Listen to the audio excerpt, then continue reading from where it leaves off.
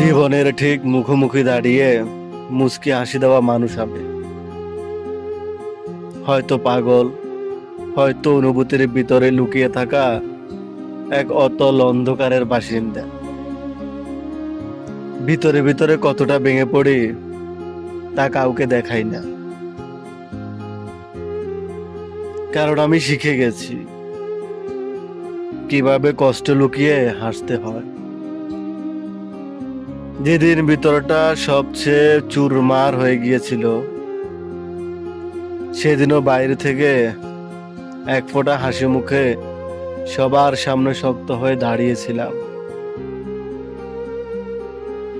কেউ টের পায়নি আমি তখন নিজেকেই হারাচ্ছিলাম। কষ্টগুলো এখন আর খারাপ লাগে না, কেমন যেন নিত্যদিনের সঙ্গী মনে হয়। একাকিত্ব এখন সবচেয়ে বড় আপন লাগে। মানুষ ভাবে আমি সুখী, অদম্য, শক্ত, কিন্তু তারা জানে না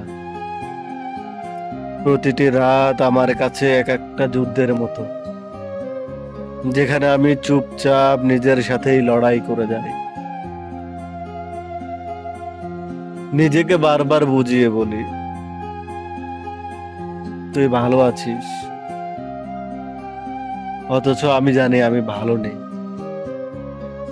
আমি প্রতিদিন একটু একটু করে ভেঙে যাই, আবার ভাঙা স্তূপ থেকে নিজেকে কুড়িয়ে আনি। আর অদ্ভুত ভাবে এই ভেঙে যাওয়াটাই আমি যেন ভালোবেসে ফেলেছি। আমি সেই মানুষ যে হার মানার ঠিক আগ মুহূর্তেও হাসি, কারণ আমি জানি কান্না দেখিয়ে কিছুই পাওয়া যায় না। এই পৃথিবী শক্তদেরই মনে রাখে, দুর্বলের গল্প কেউ শুনে না।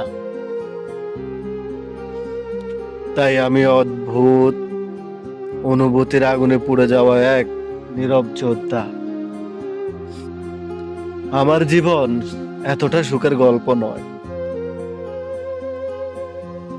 কেমন যেন এক নিঃশব্দ বিপ্লব, যেখানে হাসির আড়ালে লুকিয়ে থাকে হাজারো না বলা কথা, ভাঙা স্বপ্ন, আর ধীরে ধীরে হারিয়ে যাওয়া আমি নিজেকেই আবার নিজের মতো গড়ে তুলি, নিজেকেই আবার নিজের মতো স্ট্রং করে তুলি, নিজেকেই আবার নিজেই সাহস দিই।